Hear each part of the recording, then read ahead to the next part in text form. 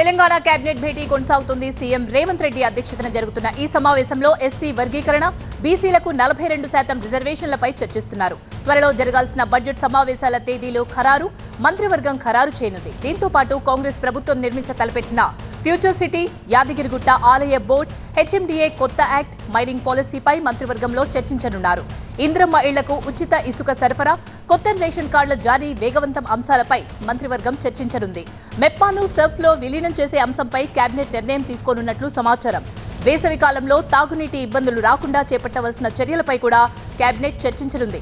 ఈ సమావేశంలో ఎమ్మెల్సీ ఎన్నికల ఫలితాలపై విశ్లేషణ, కులగణన నివేదికను అసెంబ్లీలో ఆమోదించి కేంద్రానికి పంపే అంశంపైన మంత్రులు సలహాలు, సూచనలు తీసుకోనున్నారు సీఎం రేవంత్ రెడ్డి.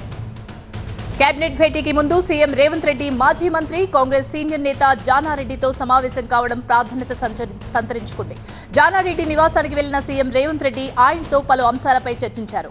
ఎమ్మెల్సీ ఎన్నికల ఫలితాలు, ఢిల్లీ పర్యటన నేపథ్యంలో జానారెడ్డితో రేవంత్ సమావేశంపై ఆసక్తి నెలకొంది. ఎమ్మెల్యే కోటా, ఎమ్మెల్సీ అభ్యర్థులను ఎంపిక చేసే విషయంపై బుధవారం రాష్ట్ర కాంగ్రెస్ పార్టీ కీలక భేటీ జరిగింది. సీఎం రేవంత్ నివాసంలో జరిగిన ఈ సమావేశంలో రాష్ట్ర పార్టీ వ్యవహారాల incharge Meenakshi Natarajan, TPCC chief Mahesh Kumar Goud, ఉప ముఖ్యమంత్రి భట్టి, మంత్రి ఉత్తమ్ కుమార్ రెడ్డి పాల్గొన్నారు. దాదాపు 2 గంటల పాటు సమావేశమై ఎమ్మెల్సీ అభ్యర్థుల ఎంపికలో పాటించాల్సిన మార్గదర్శకాలపై చర్చించారు. ఏ సామాజిక వర్గానికి, ఏ జిల్లాకు పదవులు ఇవ్వాలి, ఎమ్మెల్సీ పదవుల కోసం ఎవరి పేర్లను పరిగణలోకి తీసుకోవాలి అన్న అంశంపై ఈ భేటీలో నేతలు ఓ అభిప్రాయానికి వచ్చినట్టు సమాచారం. జానారెడ్డితో జరిగిన సమావేశంలో సీఎం రేవంత్ రెడ్డి ఈ అంశంపైన కీలకంగా చర్చించినట్టు తెలుస్తోంది.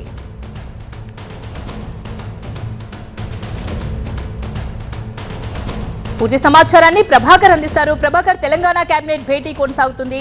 ముఖ్యంగా ఏ అంశాలపై ప్రధానంగా చర్చ జరుగుతోంది? జానారెడ్డితో సమావేశం కీలకంగా మారింది. ఆ సమావేశంలో ఏ అంశాలు ప్రస్తావించారు?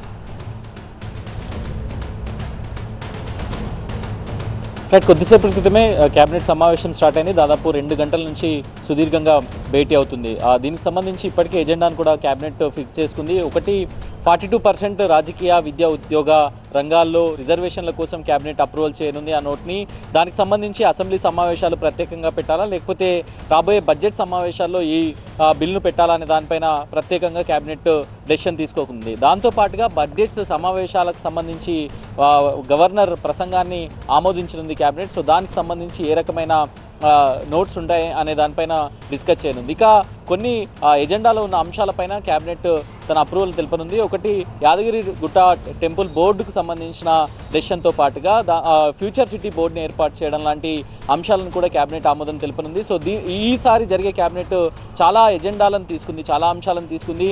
కేబినెట్ సమావేశం తర్వాత బ్రీఫింగ్ కూడా ఉండబోతుంది. దానిలో పూర్తి స్థాయిలో మంత్రులు వెల్లడిస్తారు. ఇక కాకపోతే బడ్జెట్ సమావేశాలకు సంబంధించి ఎప్పుడైనా బడ్జెట్ సమావేశాల్లో కేవలం ఎక్స్క్లూజివ్గా బడ్జెట్ గురించి మాత్రమే సమావేశాలను ఏర్పాటు చేసుకుంటారు. కాకపోతే ఈసారి మాత్రం 42% రాహుల్ గాంధీ బ్రెయిన్ చైల్డ్గా కులగణన జరిగింది. సో దాని తర్వాత 42% రాజకీయ, విద్యా, ఉద్యోగ రంగాల్లో రిజర్వేషన్ల కోసం కాంగ్రెస్ ప్రభుత్వం ఒక ఇనిషియేషన్ తీసుకుంది. దానికోసం దేశవ్యాప్తంగా ఉన్న రాజకీయ పార్టీలను కలవాలని డెసిషన్ తీసుకుంది. అవసరమైతే ప్రధాని మోడీని కూడా కలిసి పార్లమెంట్లో బిల్ పాస్ అయ్యేలాగా, బిల్ ప్రవేశపెట్టాలేలాగా కృషి చేయాలని కాంగ్రెస్ పార్టీ డెసిషన్ తీసుకుంది. సో ఆ నేపథ్యంలోనే ప్రభుత్వం, కేబినెట్ ఈ అంశంపైన ప్రధానంగా చర్చించనున్నాయి. సో ఎప్పుడు ఢిల్లీకి వెళ్ళాలి, ఎప్పుడు ఎవరైనా కలవాలి, సో 42% రిజర్వేషన్ అమల్లోకి రావాలంటే ఏం చేయాలనే దానిపైన కూడా కేబినెట్లో సుదీర్ఘంగా చర్చ జరిగే అవకాశం ఉంది. దాంతోపాటుగా ఇంతకుముందు చెప్పుకున్న కొన్ని అంశాలతో పాటుగా ఈరోజు జానారెడ్డితో భేటీ అయ్యారు.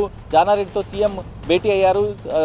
మొన్న పార్టీకి సంబంధించిన సమావేశంలోనే జానారెడ్డికి సంబంధించిన సూచనలు, సలహాలు తీసుకోవాలని మీనాక్షి నటరాజన్ తెలిపిన నేపథ్యంలో సో ఈరోజు భేటీ అయ్యారు. సో అతనికి ఒక కీలకమైన పదవిని కూడా కట్టపెట్టే ఆలోచనలో ప్రభుత్వం ఉంది కాబట్టి దాని మీద కూడా చర్చ జరిగే అవకాశం ఉంది.